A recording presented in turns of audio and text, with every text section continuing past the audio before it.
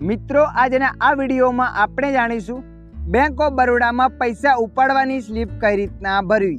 હા મિત્રો, તમે પણ બેંક ઓફ બરોડામાં પૈસા ઉપાડવા માંગો છો અને તમને સ્લીપ ભરતા નથી આવડતી તો આ વિડીયો તમારા માટે। આ વિડીયોના માધ્યમથી આપણે જાણીશું બેંક ઓફ બરોડામાં પૈસા વિથડ્રોલ કરવાનું ફોર્મ કઈ રીતના ભરવું। તો ચાલો આપણે વિડીયો પર આગળ વધીએ। જ્યારે પણ તમારે બેંક ઓફ બરોડામાં પૈસા ઉપાડવા છે તો સૌપ્રથમ તમારે પાસબુક લઈને બેંક ઓફ બરોડામાં જવાનું છે।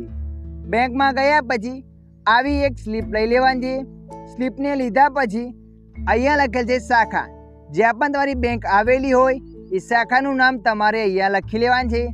દાખલા તરીકે અમારે અહીંયા વાવમાં આવેલી છે બેંક ઓફ બરોડા, તો અહીંયા મેં વાવ લખી નાખ્યું। એના પછી નીચે લખેલ છે ખાતા નંબર, જે પણ તમારો ખાતા નંબર હોય એ પાસબુકમાં જોઈને અહીંયા ખાતા નંબર લખી લેવાનો છે। ખાતા નંબરને લખ્યા પછી અહીંયા લખેલ છે તારીખ। તો મિત્રો, જે પણ દિવસે તમે બેંકમાં ગયા છો એ દિવસની તારીખ તમારે અહીંયા લખી લેવાની છે। તારીખને લખ્યા પછી નીચે લખેલ છે રૂપીસ। તો મિત્રો, જે પણ તમે પૈસા ઉપાડવા માંગો છો એ પૈસા તમારે અહીંયા શબ્દોમાં લખવાના છે। મારે 5000 રૂપિયા ઉપાડવાના છે તો અહીંયા મેં 5000 રૂપિયા પૂરા શબ્દોમાં લખી નાખ્યા। શબ્દોમાં પૈસા લખ્યા પછી અહીંયા એક ખાનું બતાવશે। આ ખાનાની અંદર અંકોમાં પૈસા લખવાના છે। અંકોમાં પૈસા લખ્યા પછી નીચે લખેલ છે ખાતા ધારક કા હસ્તાક્ષર। તો મિત્રો, જે પણ તમે સાઇન કરતા હો એ સાઇન તમારે અહીંયા કરવાની છે।